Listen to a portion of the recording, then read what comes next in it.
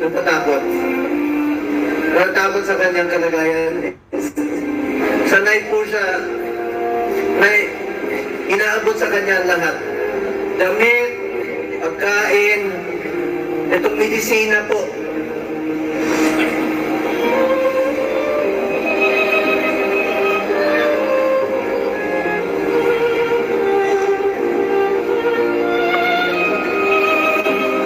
Ito, alam niyo ako nagpapadala ng medisina sa bahay niya. Lingko-lingko yan. Ang dami nito, Lyrica, Crestor, Letaal, 1, 2, 3, 4, 5, 6, 7, 8, 9, 10, 11, 12, 13, 14, 15, 16, 17, 18, 19, 20, 21, 22, 23, 24, 25, 26, 27. Na Marcos na yan. Tatay Tico na po ang naging tatay ko. Ilahi kasi Christian kasi nilimangat mga MBA. 24 years yan, araw-araw kami magkasama. At sinabi ko sa kanya, Tatay Tico, Tinaas kayo. hanggang kamatayan mo, hindi kita pababayaan. Lalo na sa medical mo. Pinubos na natin yung mag-aabot PA. ng medisina niya.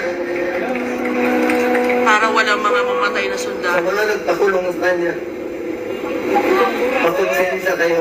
Wala sila konsensya, mamamatay din sila. Makakatulog pa ba kayo?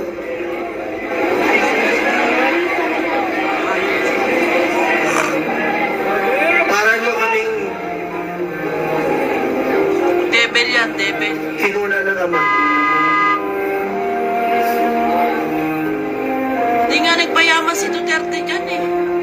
Pagiging presidente. Aming salamat po sa inyo. Nilinis niya lang yung Pagdasal mga mats natin ng si tao. Tatay Tico Hindi pa siya. sa kanyang Magdalidan, hindi si mabilis Duterte. na kalayaan.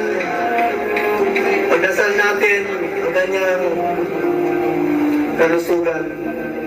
Sa totoo lang po, yun po ang aking kinakatakot, ang kanyang kalusugan. Sa totoo lang po. Sa totoo lang po. Ang pag-aantay niya. Ikot tayo nga. Maalala ko nung presidente siya. Marami kaming pinauwi na OFWs.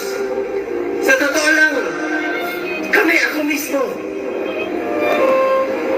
Sa Bahrain, meron isa dyan. Nasintensyahan po ng death sentence. Ginawa namin ni Tatay Tico ng paraan, sumulat sa King, sa Saudi. Hanap kami ng mga kaibigan na tumulong sa blood money para makalaya